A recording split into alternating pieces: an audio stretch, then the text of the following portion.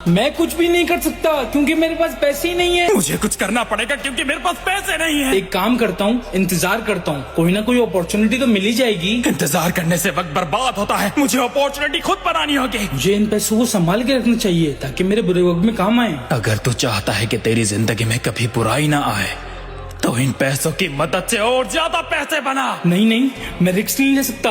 अगर मैं फेल हो गया तो? अगर मैं फेल हो गया तो मुझे मेरी गलतियों का पता चल जाएगा, और अगर मैं कामयाब हो गया मुझे वो मिल जाएगा जो मैं चाहता हूँ। इसका मतलब मुझे रिस्क लेना चाहिए। इसमें मेरी कोई गलती नहीं है, तुम लोगों की वजह से मैं हार गया। इसमें मेरी गलती है क्योंकि मैंने लोगों पर भरोसा किया। अरे मैं सब कुछ जानता हूँ, मुझे कुछ सीखने की जरूरत तो नहीं है। इतना काफी नहीं है, मुझे और सीखना है ताकि मुझे कोई गिरा ना सके। मेरे पास पैसा आएगा तभी तो मेरी सोच बदलेगी। पैसा और ताकत हासिल करने के लिए सबसे पहले अपनी सोच बदलनी होगी।